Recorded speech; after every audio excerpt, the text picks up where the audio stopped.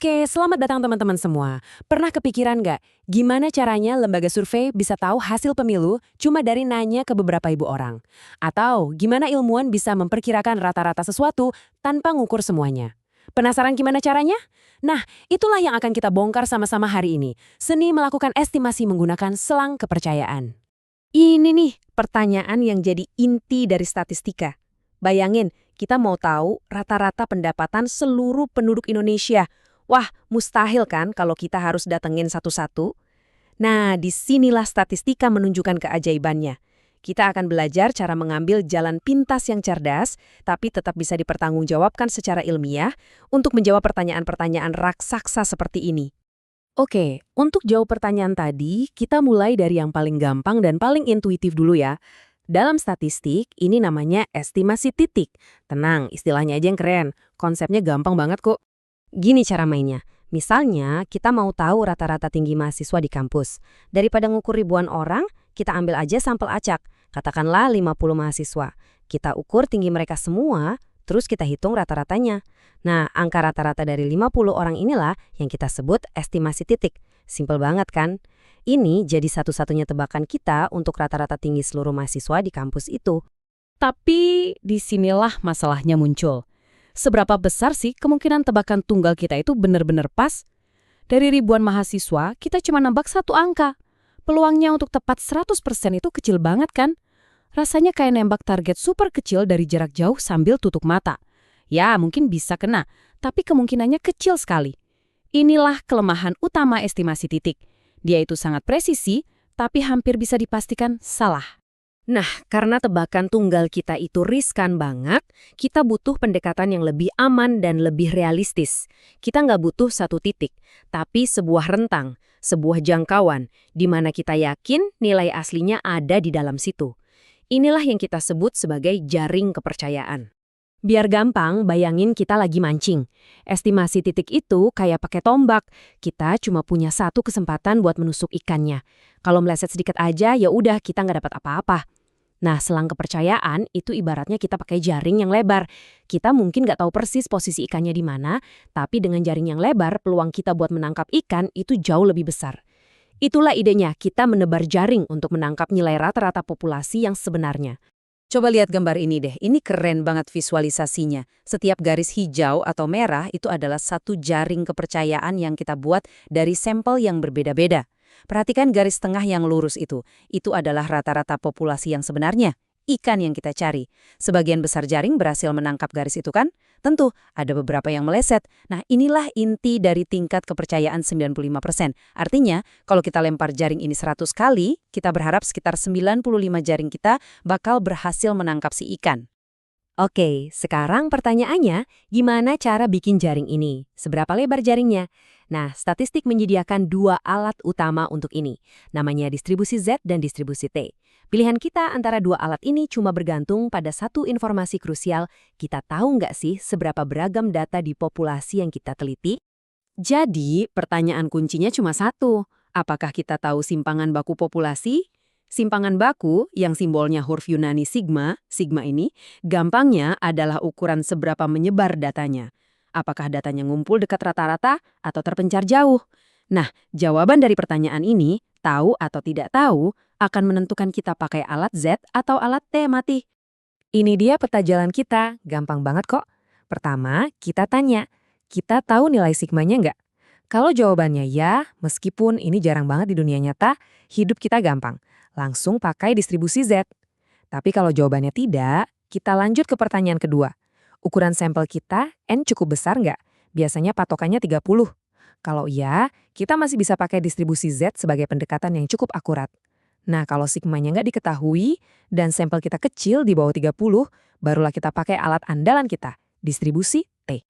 Nah, karena dalam praktik sehari-hari kita hampir gak pernah tahu simpangan baku populasi dan seringnya kita kerja dengan sampel yang gak gede-gede amat, maka distribusi T ini bakal jadi sobat karib para peneliti dan analis data. Yuk kita kenalan lebih jauh sama distribusi yang super berguna ini. Coba perhatiin deh bentuk kurva T yang merah ini. Kelihatannya mirip ya sama kurva normal Z yang biru, tapi dia sedikit lebih ceper di tengah dan punya ekor yang lebih tebal. Ekor yang lebih tebal ini artinya apa?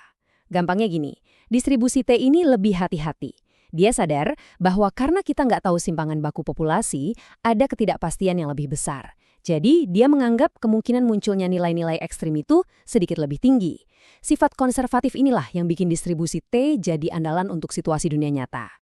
Ada satu lagi nih konsep penting terkait distribusi T, namanya derajat kebebasan atau degrees of freedom. Gampangnya gini, derajat kebebasan itu adalah penyesuaian untuk tingkat ketidakpastian kita. Makin sedikit data yang kita punya, sampel kecil, makin besar ketidakpastiannya. Derajat kebebasan yang dihitung dengan rumus simpel, ukuran sampel dikurangi 1, ini yang menentukan bentuk spesifik kurva T yang kita pakai, supaya pas dengan level ketidakpastian yang kita hadapi. Gambar ini menunjukkan sesuatu yang sangat menarik. Lihat deh, seiring bertambahnya ukuran sampel kita, dan artinya derajat kebebasannya juga bertambah, bentuk kurva T makin lama makin mirip, dan akhirnya jadi hampir identik dengan kurva normal Z. Artinya, ketika kita punya banyak sekali data, ketidakpastian ekstra yang kita khawatirkan tadi jadi nggak signifikan lagi. Inilah alasan kenapa untuk sampel di atas 30, kita sudah cukup pede pakai distribusi Z sebagai pendekatan. Oke, teori cukup. Sekarang saatnya kita praktek. Mari kita lihat gimana konsep ini dipakai di dunia keuangan. Bayangin, kita ini seorang analis yang mau memperkirakan rata-rata imbal hasil harian dari sebuah saham. Oke, ini data kita. Kita amati saham ini selama 15 hari. Dari sampel kecil ini, kita dapat rata-rata imbal hasil 10,37% dan simpangan baku sampelnya 3,5%. Kita mau bikin selang kepercayaan 95%. Yuk kita balik ke peta jalan kita tadi. Apakah kita tahu sigma populasi? Enggak. Apakah ukuran sampel kita 15? Lebih dari 30? Enggak juga. Jadi alat mana yang kita pakai? Tepat sekali, distribusi T. Nah, ini dia rumusnya. Kelihatannya serem tapi santai aja. Ini lebih sederhana dari kelihatannya kok. Yang di tengah itu mu, rata-rata populasi yang mau kita tebak. Rumusnya adalah rata-rata sampel kita, X bar, terus ditambah dan dikurang dengan sesuatu yang namanya margin of error. Margin of error ini gabungan dari nilai T, simpangan baku sampel S, dan ukuran sampel N. Sekarang kita tinggal masukkan angka-angka dari kasus kita tadi ke rumus ini. Dan jeng jeng jeng, ini hasilnya. Setelah dihitung, kita dapat rentang antara 8,43% dan 12,31%. Perhatikan ya, kita nggak lagi cuma punya satu tebakan di 10,37%, tapi sekarang kita punya sebuah jaring yang lebar. Inilah rentang nilai yang paling masuk akal untuk rata-rata imbal hasil saham yang sebenarnya.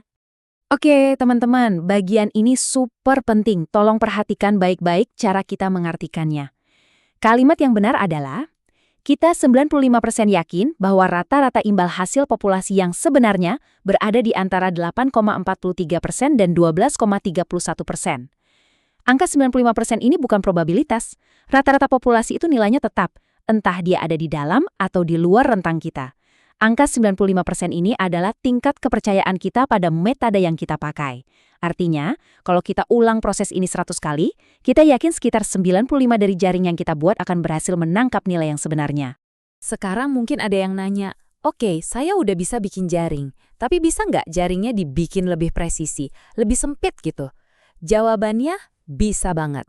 Lebar atau sempitnya selang kepercayaan kita ini bisa kita atur. Ada 2 tombol utama yang bisa kita putar. Tombol pertama adalah tingkat kepercayaan. Kalau kita mau lebih yakin, misalnya dari 95% jadi 99%, konsekuensinya kita harus menebar jaring yang lebih lebar. Masuk akal kan? Makin lebar jaringnya, makin pede kita bisa menangkap ikannya. Jadi, keyakinan tinggi dibayar dengan presisi rendah. Tombol kedua adalah ukuran sampel. Makin banyak data yang kita kumpulkan, estimasi kita makin akurat. Ini memungkinkan kita pakai jaring yang lebih sempit tanpa mengorbankan keyakinan. Slide ini nunjukin pertukarannya dengan jelas banget. Di sebelah kiri, kita lihat untuk dapat keyakinan lebih tinggi, kita harus terima selang yang lebih lebar. Di sebelah kanan, kita lihat kalau mau presisi yang lebih tinggi, alias selang yang lebih sempit, caranya adalah dengan menambah ukuran sampel secara drastis. Jadi, pesan moralnya apa? Dalam analisis data, kalau kita mau hasil yang presisi sekaligus bisa diandalkan, nggak ada jalan pintas, kumpulkanlah data sebanyak mungkin. Oke, sebagai penutup, mari kita hubungkan semua ini ke sesuatu yang pasti sering kalian lihat atau dengar di berita. Apalagi pas musim pemilu. Jadi kalau ada berita bilang, kandidat A didukung oleh 45% pemilih dengan margin of error plus minus 3%. Apa artinya itu? Itu adalah selang kepercayaan yang sedang beraksi. Artinya, para peneliti 95% yakin bahwa dukungan sebenarnya untuk kandidat A di seluruh populasi ada di rentang antara 42%, yaitu 45 dikurang 3, dan 48%, 45 ditambah 3. Jadi, margin of error itu ternyata cuma setengah dari lebar selang kepercayaan kita ya. Nah, sekarang setiap kali kalian melihat angka itu di berita, kalian sudah mengerti mesin statistik di baliknya. Keren kan?